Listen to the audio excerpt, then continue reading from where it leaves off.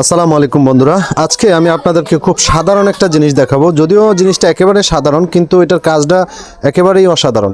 দেখেন, এই যে চার্জারের একটা কানেক্টর আছে বা চার্জারের কট, যেভাবে চিনেন এটাকে।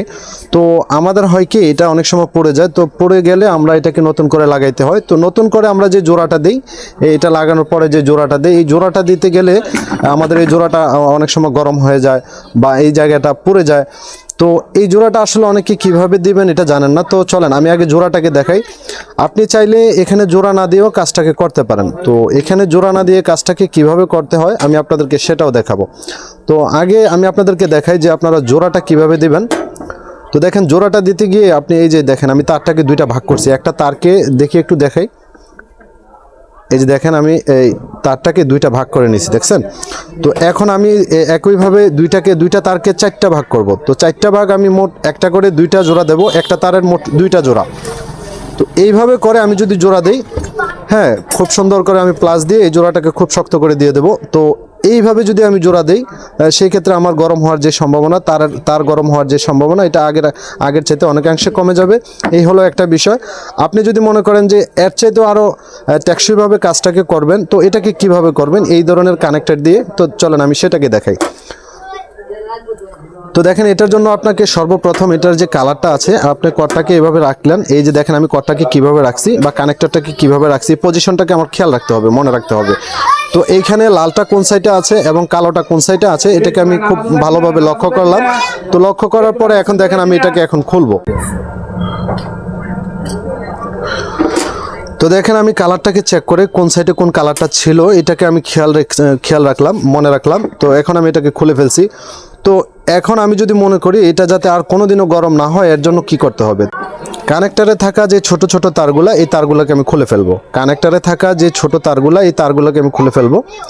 এই তারগুলোকে খুলে আমি চার্জারে থাকা যে তারগুলো আছে, এই তারটাকে আমি সরাসরি এই কানেক্টরে থাকা যে পিনগুলো, এই পিনের সাথে কানেকশন দিয়ে দেবো।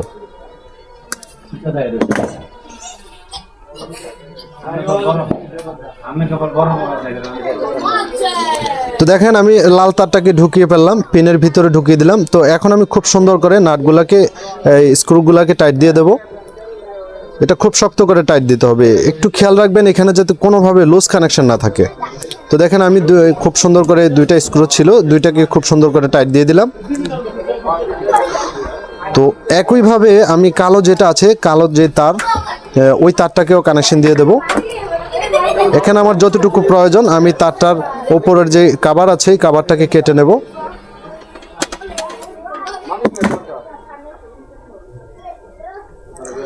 তো এইভাবে যদি আপনি কাজটাকে করেন, আপনার চার্জারের যে কানেক্টর বা চার্জারের যে কট, এটা গরম কম হবে। আর তাছাড়া লুজ কানেকশন হওয়ার সম্ভাবনা একেবারেই কমে যাবে। লুজ কানেকশন থাকবে না বললেই চলে।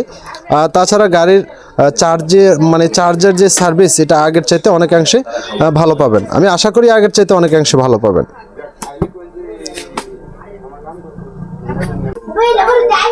এই যে দেখতে পারতেছেন, আমি কালো তারের যে কানেকশন, পিনের সাথে কানেকশনটা দিয়ে দিছি।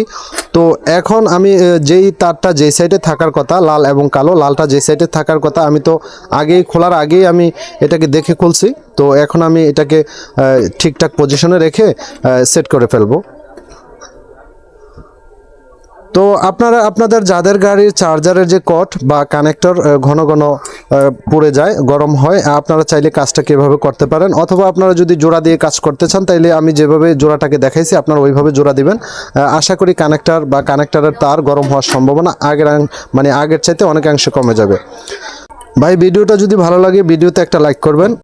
এই ধরনের ভিডিও দেখতে চাইলে চ্যানেলটা সাবস্ক্রাইব করে অবশ্যই পরবর্তী ভিডিও দেখার অপেক্ষা করবেন। ভালো থাকবেন, সুস্থ থাকবেন। আল্লাহ হাফেজ।